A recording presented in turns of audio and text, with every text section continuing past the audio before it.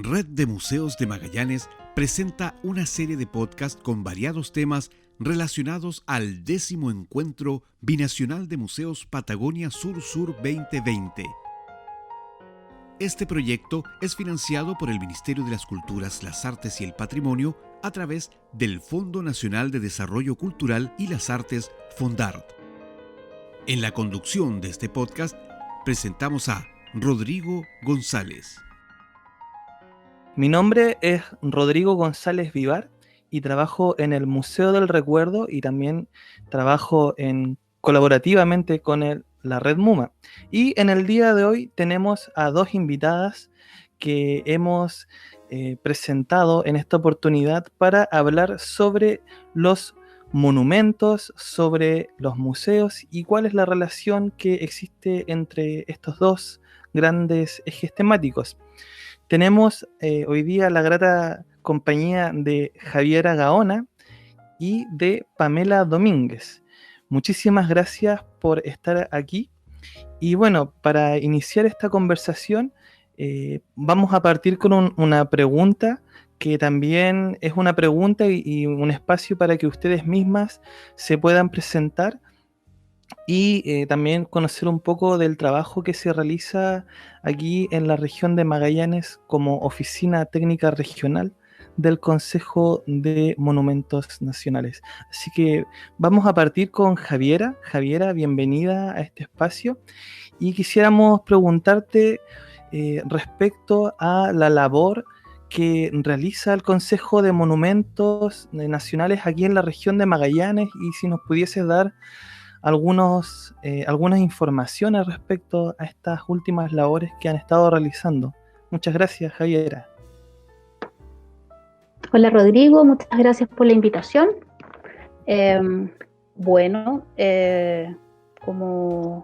hacemos, tú dices, nosotros acá en la región? Lo primero que nada tenemos que partir comentando que el Consejo de Monumentos es una entidad centralizada. El Consejo de Monumentos propiamente tal está en Santiago, ya compuesto por consejeros, un órgano colegiado.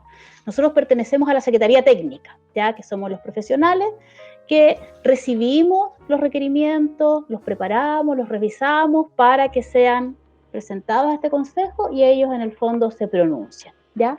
Entonces, las oficinas técnicas que sean, en el caso de Magallanes, está desde el año 2016, y recién el año 2019 ya conformada con más profesionales. Ahí se integra Pamela como arquitecta, también está José Pérez, que es el paleontólogo, desde fines del año 2019, que somos el equipo de la OTR.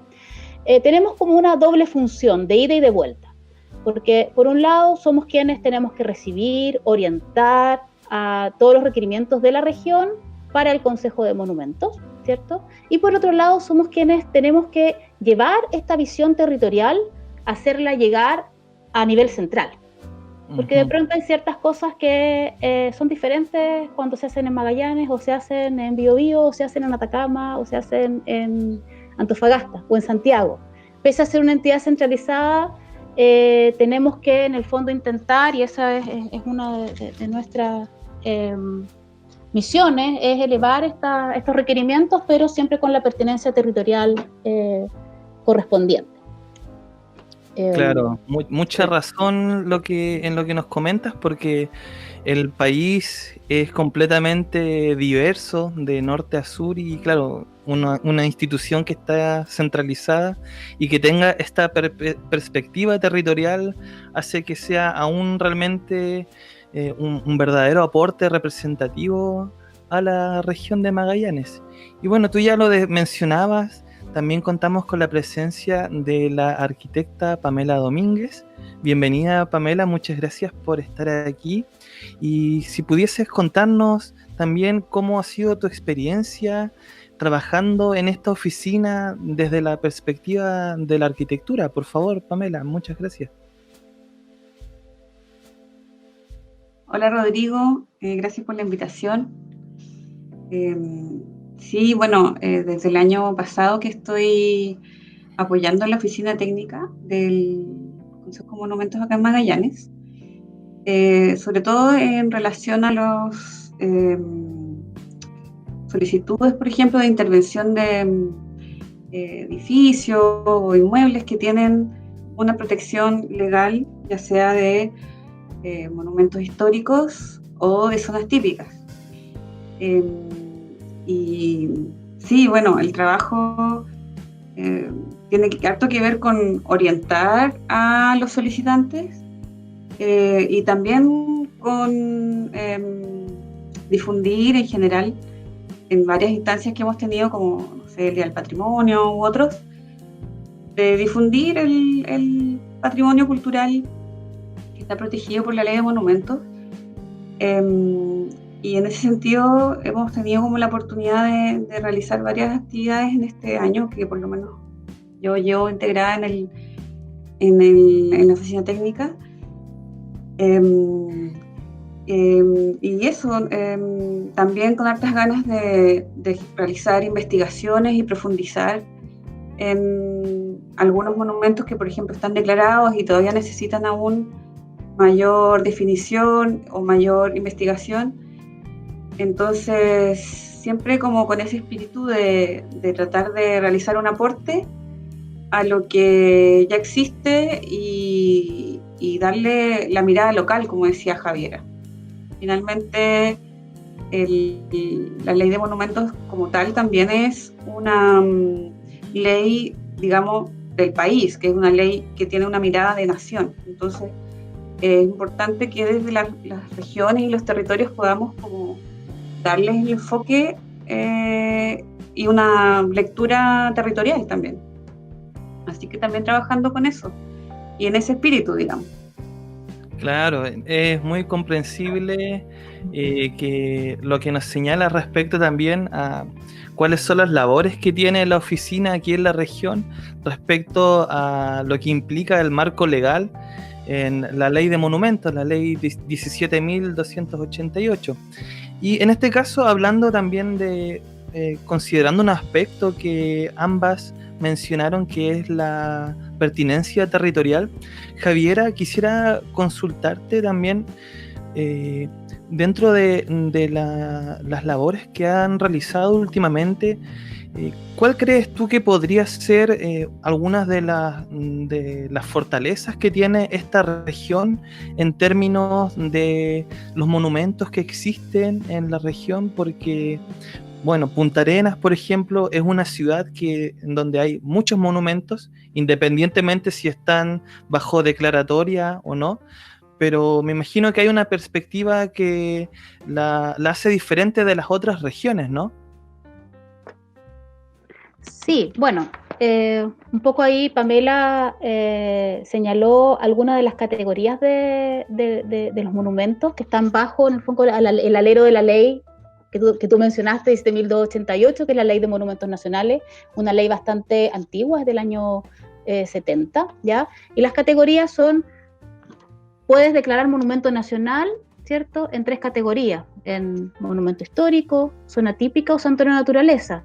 Y además son monumentos nacionales por el solo Ministerio de la Ley, todos los monumentos públicos, los monumentos arqueológicos, o más bien los bienes arqueológicos y paleontológicos. Entonces la gama de patrimonio que protege esta ley es muy diversa. Y esa diversidad está dada por estas categorías, ¿ya? Eso es lo primero, y eso es a nivel nacional. Ahora tú me preguntabas cuáles como las fortalezas. Mira, es complicado el tema de los monumentos. Como te decía, la ley es bastante antigua. A mí me gusta siempre vincular los monumentos con el patrimonio, más allá de algo monumental fijo, con el patrimonio como un proceso, ¿ya? Entonces yo creo que la fortaleza, por ese lado, es eso, dejar cambiar un poco esa mirada de los monumentos como estáticos y en el pasado, como algo antiguo, como algo de repente que pierde muchas veces el significado para las comunidades actuales, y vincularlas con más al patrimonio, que es más amplio que los monumentos, vincularlo con todo lo que ello conlleva, ¿ya? Y eso conlleva en el fondo darle nuevas miradas, incorporar nuevos monumentos eventualmente, o nuevas categorías, nuevos bienes protegidos, pero siempre yo creo que hay entre la fortaleza y la oportunidad es que estamos en un minuto en que yo creo que hay que incorporar a las comunidades, porque el patrimonio, y que deje ser un poco como algo tan ajeno. Los monumentos tienen que ser sentidos como propios por la comunidad para que tengan sentido, los podamos cuidar y podamos en el fondo que cumplan su objetivo y que no queden como cosas como estancadas, ¿te fijas? Yo creo que de todas formas, a pesar de que esto no solo ocurre en Magallanes, sino que es una discusión a nivel nacional, en Magallanes hay una vinculación fuerte con los monumentos en las distintas categorías, y una de las particularidades que tiene, así pensando entre las fortalezas, o más bien las particularidades, uno lo puede ver como una fortaleza o debilidad, es que están muy vinculados al territorio, y eso yo creo que es lo que hace que, pese a veces a sentirlo un poco ajeno, haya muchas personas todavía interesadas y que en el fondo todavía cautivan porque tienen un sentido territorial que van mucho más allá de lo material, ¿ya? Uh-huh. El paisaje grande, inmenso, y de repente estas estructuras cubren un sentido mucho más allá, como decía, de lo material, y yo creo que eso es un poco lo que el desafío de empezar a ahondar y de conversarlo. Yo creo que se conversan, pero en nichos un poco como cerrados y desvinculados. Entonces, quizás eso poner en el tapete para conversarlo y seguir avanzando todos juntos en este desafío que nos imponen los monumentos hoy en día.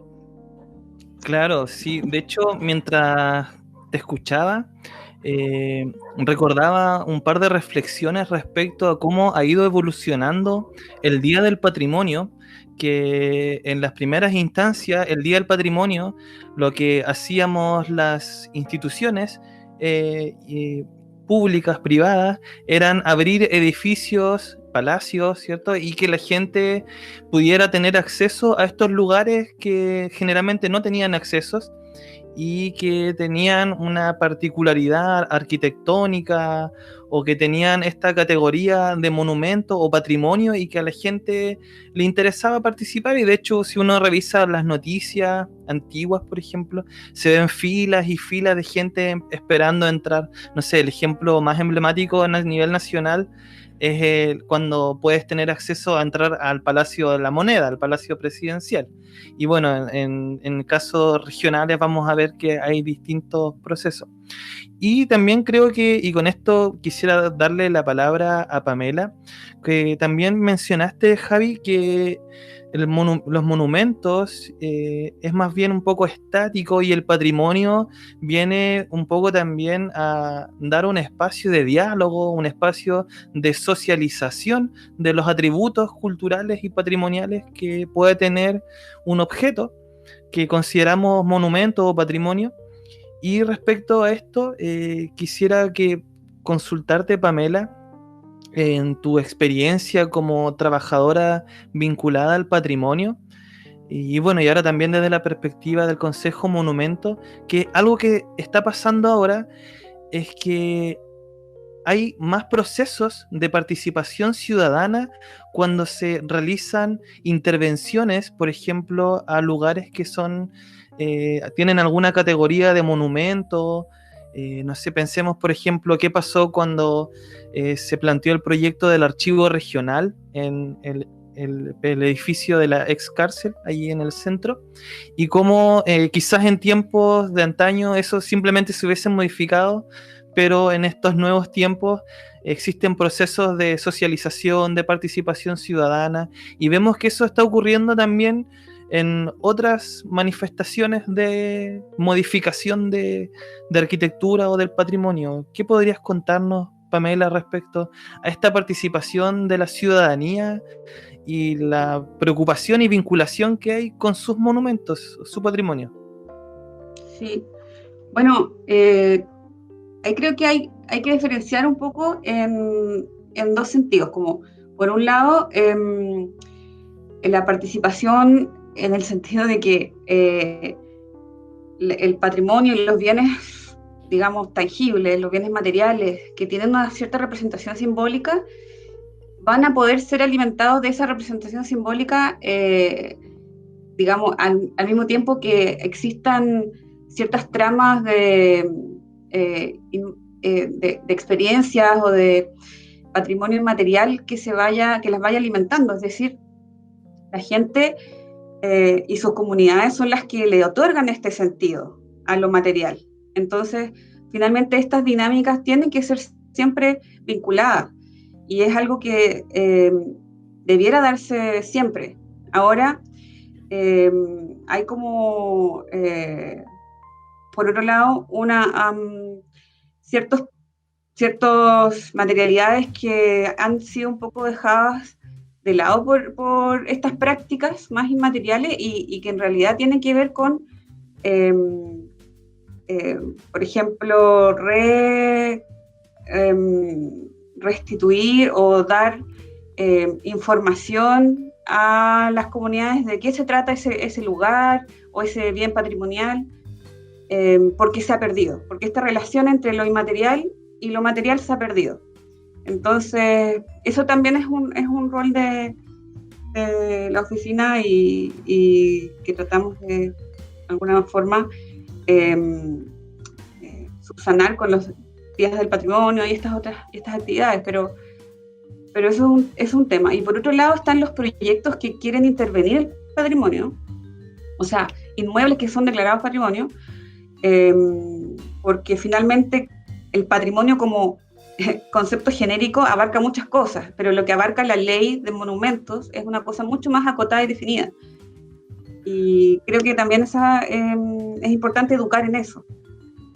Y al respecto de proyectos de intervención, creo que efectivamente tiene que ir, como dice Javiera, hacia ir creciendo esta necesidad de consulta ciudadana y de participación, pero también yo creo que no existen hoy los mecanismos para poder hacer que esta participación sea realmente vinculante, como de alguna forma para, por ejemplo, determinar el destino de un bien. Uh-huh. Eso creo que todavía no hay una comunicación fluida entre los mecanismos de participación y de puesta en valor del patrimonio, o sea, como que no conversan necesariamente. Pero bueno, eso es una misión también para nosotros, entonces tenemos que dar el ojo ahí y ver cómo promover eso también. Y respecto a la ex cárcel que me preguntaba, claro, efectivamente fueron como en su momento, cuando yo también tuve la oportunidad de participar en esas reuniones de participación, fueron participaciones que, claro, surgieron del mismo proyecto que se propuso, que es un archivo y biblioteca regional, y que fueron también decisiones muy centralizadas. Entonces ahí hubo poca socialización de qué es lo que para pensar en el destino de ese bien, sin pensar, o sea, sin perjuicio de que tener una biblioteca y un archivo regional es tremendo lujo. Entonces creo que la llegada ahí, sí, de todas maneras, como te digo, creo que evidencia esta como falta de conversación a veces de los mecanismos de puesta en valor del patrimonio con los mecanismos que tienen que ver con la toma de decisiones de grandes proyectos así. Claro, bueno, y creo también que aprovechando de que estamos en momentos, ahora que estamos viviendo un proceso donde va a haber más participación activa de la ciudadanía, creo que también puede ser que hayan propuestas respecto a la reestructuración de esta ley que la ley es la ley de monumentos y que ya tiene su buen tiempo y que, claro, probablemente como toda ley tiene que ir siendo modificada de acuerdo a los tiempos, de acuerdo a lo que las comunidades van planteando. Sin más dar ejemplos, podemos ir viendo cómo la ciudadanía se ha ido manifestando en contra o a favor de diferentes monumentos, de diferentes efemérides, contra las instituciones, contra personajes históricos y bueno, todo lo que puede generar un debate mayor que iremos conversando a raíz de toda esta serie de podcasts que vamos a ir ampliando con futuros y futuras invitadas para este podcast. Respecto a la relación que pudiesen tener la ley de monumentos, la oficina técnica, Javiera, ¿cómo ves tú que, o sea, si pudieses contarnos acerca respecto a si es que existe o no alguna relación con los museos, pensando también que los museos cumplen un rol de educación no formal para la ciudadanía, en donde se cuentan historias, se muestran objetos, se ponen en valor, y cómo vemos que se da acceso a este patrimonio. ¿Podrías contarnos si es que tienes algún conocimiento, alguna experiencia aquí en la región respecto a este vínculo entre patrimonio y museo con participación ciudadana? Bueno, como para contextualizar, efectivamente tenemos un vínculo institucional con los museos. Tanto antes, cuando era la DIVAM, Dirección de Bibliotecas, Archivos y Museos, ¿cierto? Y nosotros, como Consejo de Monumentos, siempre estábamos dentro de esta estructura, éramos como parte de la DIVAM, porque bueno, como el Consejo yo le expliqué, una entidad un poco diferente al resto de los servicios públicos, y que se ha ido formando un poco, a pesar de que es bastante antigua, es como pequeña en cuanto a estructura. De hecho, la Secretaría Técnica recién se viene a institucionalizar y a quedar como formal a partir del cambio de institucionalidad cuando se crea el Ministerio de las Artes, las Culturas y el Patrimonio.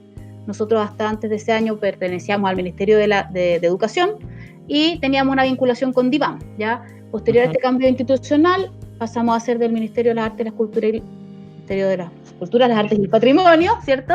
Se crea además el Servicio Nacional del Patrimonio Cultural y quedamos alojados en este Servicio Nacional del Patrimonio Cultural, al igual que todas las entidades que antes conformaban la DIVAM, ¿cierto? Entre ellos los museos. Entonces siempre ha habido un vínculo, somos trabajadores del patrimonio, ¿ya? Ahora, claro, el Consejo de Monumentos, como nosotros señalábamos, la ley lo dice, es Consejo de Monumentos, es decir, nuestro foco y nuestro quehacer se enfoca en los monumentos, y como yo te mencionaba, esto ha ido un poco, si bien la ley no ha cambiado, no hemos tenido que ir actualizando, puesto que el patrimonio, los conceptos de patrimonio y todo ha ido evolucionando, porque es un concepto muy dinámico. Ahora, la ley no ha cambiado, pero nosotros de una u otra manera hemos ido igual avanzando con esta ley un poco antigua, que ha tenido varios intentos de modificación.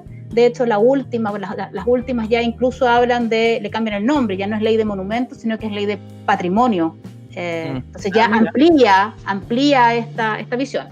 No vamos a entrar en el tema de la ley porque daría para 8 podcasts, pero un poco esa es nuestra relación institucional con los museos, ¿ya? Además, claro, por eso hay ciertos museos que además son institucionales, que son los del Servicio Nacional del Patrimonio. En el caso de la región, está el Museo Regional de Magallanes y el Museo Antropológico Martín Gusinde, que está en Puerto William, que son de nuestro servicio, es decir, ahí el director y los profesionales son compañeros de trabajo de nosotros de cierta forma, ¿cierto?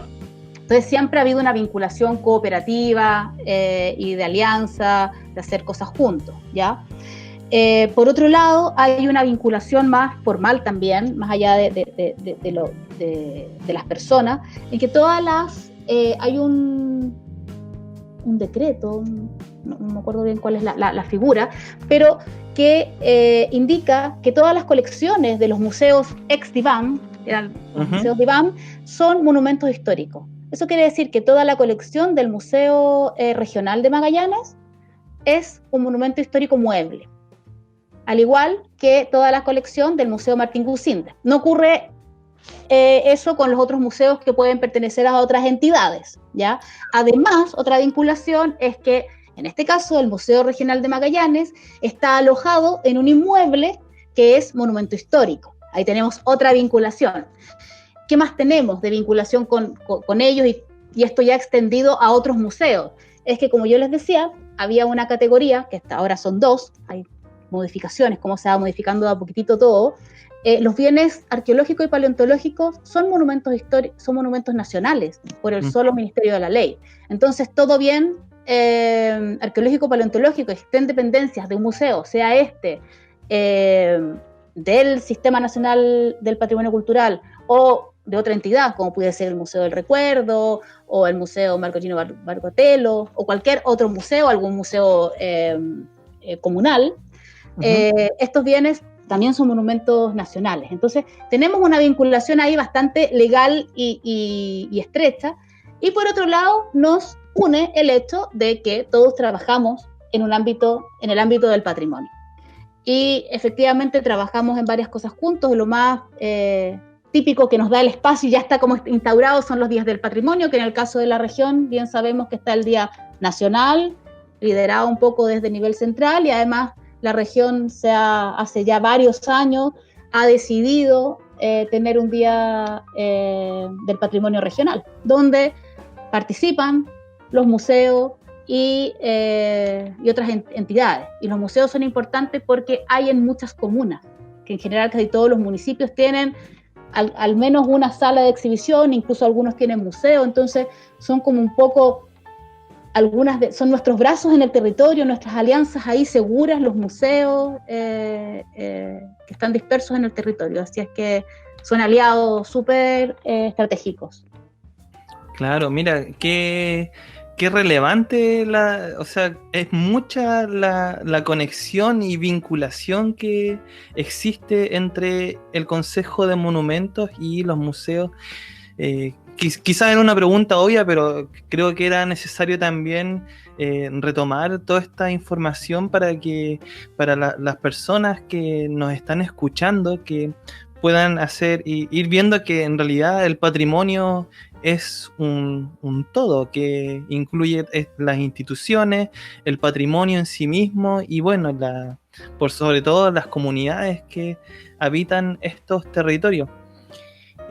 Ya como para ir cerrando respecto a este podcast que estamos realizando en el día de hoy, quisiera hacerles una pregunta, reflexión final respecto a qué está viviendo Chile, qué está viviendo la región de Magallanes en términos del vínculo que existe entre la comunidad, las comunidades y sus monumentos. Vemos que hace aproximadamente ya un poco más de un año están cayendo monumentos, se están rayando, hay un discurso que vemos que se está reinterpretando. Como ya hemos dicho anteriormente, el patrimonio no es algo estático, es algo que es dinámico, y que en el caso particular de la región de Magallanes vimos también estas manifestaciones en donde se botaron algunos y rayaron algunos símbolos respecto al proceso de colonización de la región de Magallanes, sobre todo en términos de la colonización ganadera. Entonces quisiera consultarles un poco a qué obedece esta manifestación ciudadana respecto a sus monumentos que está ocurriendo, y no solo en Chile, sino que también en todo el mundo. Vemos que, por ejemplo, los mismos europeos están votando sus monumentos de algunas figuras que en algún momento fueron héroes, pero en realidad sienten que está este discurso de colonización, ¿cierto?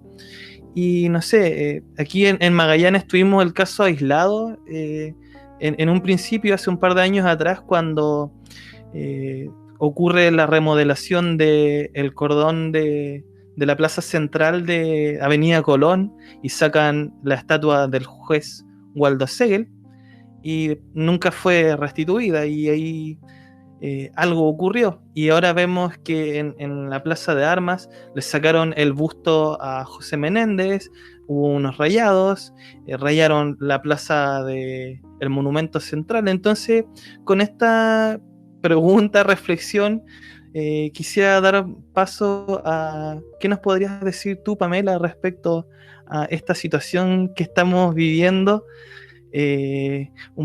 a modo de conclusión también en vista de nuestros tiempos. Pamela, por favor.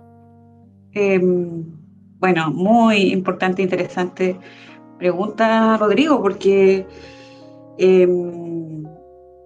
creo que todo esto que se ha dado en el estallido social, bueno, va mucho más allá de los monumentos, primero que nada. Es algo mucho más profundo que se manifiesta en la ciudad.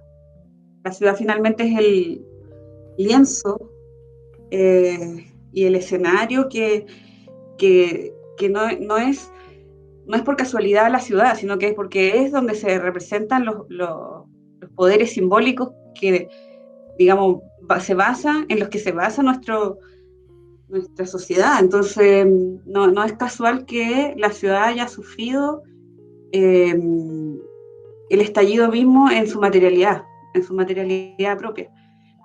Entonces, es bastante más profundo el origen y el por qué esto se da en la ciudad. Ahora, respecto a los monumentos, efectivamente nosotros tuvimos que hacer mucho, como un despliegue territorial para poder hacer todo un catastro de todos los daños que se hicieron en los monumentos y a su vez el registro de las distintas variaciones que iban teniendo. Por ejemplo, el mismo busto que tú dijiste de José Menéndez fue arrancado y después el otro día existía un reemplazo de una figura alusiva a los pueblos originarios y después una animita con velas. Entonces todo eso también son expresiones que son válidas dentro del contexto que hubo, por un lado, que fue como el de manifestación social, pero que también es importante de alguna forma tomar registro para justamente dar cuenta de estas resignificaciones. Entonces, todo eso que pasa en la ciudad es parte de una transformación global, como tú mismo lo dijiste. Entonces, lo importante es para nosotros estar al tanto de eso, hacer registro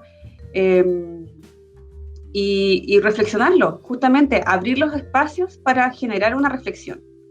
Creo que eso es un rol fundamental que debiéramos hacer de manera territorial también, y que estamos de alguna forma desde el Día del Patrimonio, que es una instancia de apertura, también debieran generarse más instancias todavía, y creo que es un trabajo que tenemos que hacer, y para eso también este espacio como el que tú has promovido, Rodrigo, este podcast. Así que muchas gracias por eso y gracias por la invitación. Sí, no, nada que agradecer, Pamela. Aquí estamos en un espacio de diálogo, de reflexión colectiva, que también vamos a invitar a la ciudadanía, a las comunidades, a que nos puedan dar sus aportes, sus opiniones, observaciones, y que haya una retroalimentación también de estos contenidos que vamos a ir variando a lo largo de la semana. Javiera, reflexiones finales que nos pudieras aportar respecto a lo que ya conversó Pamela respecto a esta pregunta de qué está pasando. O sea, hay una disociación entre los monumentos y las comunidades, más allá de que sea en contexto de manifestación. ¿Qué pasa? ¿Cómo ves tú que con los cambios que se vienen en Chile que pudiese ocurrir de manera efectiva y que sean realmente representativos estos monumentos, los monumentos en general, con la ciudadanía? Porque, claro, no todos los monumentos fueron destruidos o pintados. Hubo algunos otros monumentos que no les pasó nada, no sé, quizás porque están en el centro de la ciudad, no sé, quizás, por ejemplo, el monumento a los ovejeros quizás no le hubiesen hecho nada, o no sé, cuéntanos, por favor, Javiera, a modo de reflexión final, ¿Con qué impresiones te quedas respecto a este proceso? Sí, bueno, es un proceso bien interesante, no es algo único de la región ni del país, como bien tú decías, es algo que igual ya hace años atrás también se ha ido dando en todo el mundo, y es parte de este cambio de mirada de lo que es el patrimonio, ¿ya? Yo lo veo como una tremenda oportunidad. Creo que no tenemos que asustarnos y quedarnos como en la cosa, en el hecho puntual, sino que aprovecharlo. Yo veo que es como que con estas acciones y con esta importancia es como la ciudadanía se ha vinculado se empieza a vincular con estos monumentos. Más allá de ser una estatua, que a veces estaban como invisibilizadas. Uh-huh. Porque uno pasaba y ya ni las veía, ¿te fijas? Pero ya al empezar a indagar en sus contenidos, en los significados, se va resignificando y se le va dando otros valores, o valorizando, o dándole otras miradas. Y yo creo que eso es lo interesante. Ahora bien, claro, nosotros como consejo es algo nuevo, que tenemos que ver cómo lo vamos a abordar, y yo creo que la forma es con las comunidades y con la ciudadanía sentarnos a conversar. ¿Qué queremos hacer? ¿Cómo lo vamos a hacer? Y que ya no se sigan haciendo, porque estaba como coja la mesa. Faltaba una pata, claro. Está el Estado, está todo el ámbito más bien como cultural, patrimonial, pero faltaba la ciudadanía. Entonces, ahora la ciudadanía se está haciendo parte, claro, en un contexto de estallido social, pero obviamente siempre esto va a tener un proceso y vamos a tener, yo creo que es una oportunidad para conversar, y eso finalmente va a ir generando, según mi parecer, procesos constructivos y que nos van a permitir la resignificación de los monumentos y del patrimonio en general, así como también incorporar nuevos figuras o valores que no están quizás representados y que son importantes para la ciudadanía. Entonces yo creo que lo veo siempre como una oportunidad, pero hay que darse ese espacio, y yo creo que están dándose las condiciones para que eso poco a poco se vaya generando. No es algo rápido ni de un día para otro. Como ejemplo, un poco para no repetir lo mismo que ustedes comentaron, también está el caso de la Plaza de Armas. Hemos estado todo este año trabajando por el tema, porque la Plaza de Armas es una zona típica, y por temas de seguridad habían autorizaciones de tala de árboles. La ciudadanía se movilizó ante este hecho, se ha trabajado varios meses, liderados y convocados por entes ciudadanos, y se ha llegado a acuerdos, a nuevos acuerdos. Entonces, eso es como bonito, son procesos que finalmente tú te das cuenta que no es lo que yo quiero y lo que tú quieres, ¿te fijas? Sino que finalmente nos sentamos a conversar y llegamos a algo en conjunto, que no era ni lo primero ni lo segundo, sino que es una tercera o cuarta alternativa colaborativa. Así que eso. Muchas gracias, Javiera, por tus palabras. Claramente el diálogo siempre va a ser la vía para poder transformar y generar los cambios que deseamos como bien común, como sociedad, como comunidad. Y claro, estas temáticas ahora se está dando toda la disposición para que se puedan generar estos diálogos. Entonces, queridas amigas y amigos, estamos muy agradecidos de que nos hayan escuchado en el día de hoy. Muchas gracias a las invitadas Javiera y Pamela. Estamos eternamente agradecidos. Nos vamos a seguir viendo próximamente y por mucho tiempo más, espero. En estas actividades que nos debería o nos convoca a todos como ciudadanas, como magallánicos, como magallánicas, como seres humanos que somos. Así que la invitación está hecha para el próximo podcast que ya vamos a ir presentando a raíz de esta convocatoria que tenemos para todos y todas ustedes en este 10º encuentro binacional de museos Patagonia Sur-Sur 2020. Que estén muy bien y nos estamos escuchando pronto. Nos vemos.